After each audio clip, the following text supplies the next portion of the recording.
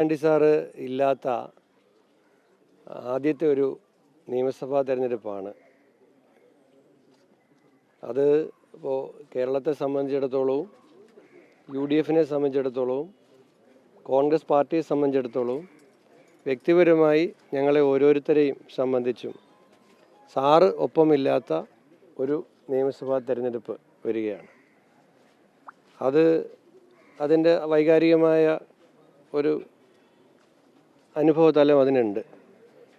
അത് വ്യക്തിപരമായി അതിലേക്ക് കടന്നാൽ ഞാൻ 2006 ഇതുപോലെ ഒരു തെരഞ്ഞെടുപ്പ് സമയത്താണ് ഉമ്മൻചാണ്ടി സാറ് ഡൽഹിയിൽ നിന്നും ഇതേപോലെ ഡൽഹി ചർച്ചകളൊക്കെ ഒരു ഘട്ടത്തിൽ എത്തി നിൽക്കുന്ന സമയത്ത് എന്നെ വിളിച്ചിട്ട് താനെ ചെങ്ങന്നൂരിൽ നിന്ന് മത്സരിക്കണം, നാളെ തന്നെ അവിടെ പോയി കോൺഗ്രസിൻ്റെ UDFൻ്റെ നേതാക്കന്മാരെയൊക്കെ കാണണം എന്ന് പറയുന്നത് 2006 സാറാണ്.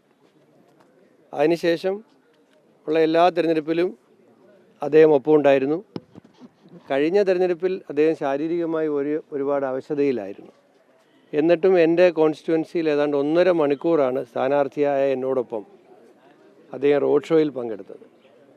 ഒരു ഘട്ടത്തിൽ അദ്ദേഹം ക്ഷീണിതനാണെന്ന് അറിയാവുന്നതുകൊണ്ട് ഞാൻ സാറിനോട് പറഞ്ഞു, സാറ് തൊട്ട് പുറകിൽ വരുന്ന കാറിലേക്ക് മാറിക്കോളൂ, ഓപ്പൺ ജീപ്പിൽ ഞാനും MP പ്രേമേന്ദ്രനും നിൽക്കാം, സമാപന യോഗം നടക്കുന്ന സ്ഥലത്തെത്തുമ്പോൾ സാറ് വന്ന് അവിടെ ജോയിൻ ചെയ്താൽ മതി എന്ന് പറഞ്ഞപ്പോൾ എനിക്കൊരു ക്ഷീണമില്ല എന്ന് പറഞ്ഞ് 1.5 മണിക്കൂറോളം എന്നോടൊപ്പം ഉമ്മൻചാണ്ടി സാറ് റോഡ് ഷോയിൽ പങ്കെടുക്കുകയുണ്ടായി. അപ്പോൾ വ്യക്തിപരമായി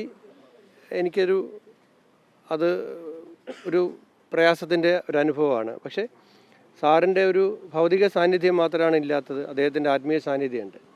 സാറ് ജീവിച്ചിരുന്നെങ്കിൽ സന്തോഷിക്കുമായിരുന്ന ഒരു കാര്യം ശ്രീ KM അഭിജിത്തിൻ്റെ സ്ഥാനാർത്ഥിത്വമാണ്.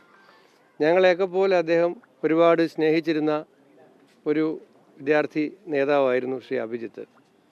അദ്ദേഹത്തിൻ്റെ തന്നെ കണ്ടെത്തലുകളിൽ ഒന്നാണ്. അപ്പോൾ സ്വാഭാവികമായിട്ടും അഭിജിത്തിന് ഇപ്പോൾ സ്ഥാനാർത്ഥിത്വം കിട്ടുന്നതിൽ ഏറ്റവും അധികം സന്തോഷിക്കുക ഉമ്മൻചാണ്ടി സാറായിരിക്കും. അദ്ദേഹത്തിൻ്റെ അർഹതയ്ക്ക് പാർട്ടി ഒരു അംഗീകാരം നൽകി നാദാപുരത്തുനിന്ന് സ്ഥാനാർത്ഥിയാക്കിയിരിക്കുകയാണ്. അതുകൊണ്ട് സാറ് കൈപിടിച്ച് കൊണ്ടുവന്നവരെന്ന നിലയിൽ സാറിൻ്റെ അഭാവത്തിൽ ഇവരെയും കൈപിടിച്ച് നിയമസഭയിൽ എത്തിക്കുക എന്നുള്ള ഒരു ദൗത്യവും ഉത്തരവാദിത്വവും ഒക്കെ ആയിട്ടാണ് ഇപ്പോൾ ഇവിടെ നിൽക്കുന്നത്. എല്ലാവരുടെയും പ്രാർത്ഥന ഉണ്ടാകും. സാറിൻ്റെ അനുഗ്രഹം ഞങ്ങളുടെ എല്ലാം മുകളിലുണ്ട്, എപ്പോഴും ഉണ്ട്.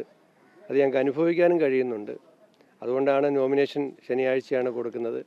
അതിനു മുമ്പ് ഇവിടെ വന്ന് അദ്ദേഹത്തിൻ്റെ അനുവാദവും അനുഗ്രഹവും വാങ്ങുന്നതിന് വേണ്ടിയിട്ടാണ് ഇവിടെ ഇപ്പോൾ എത്തിയിട്ടുള്ളത്.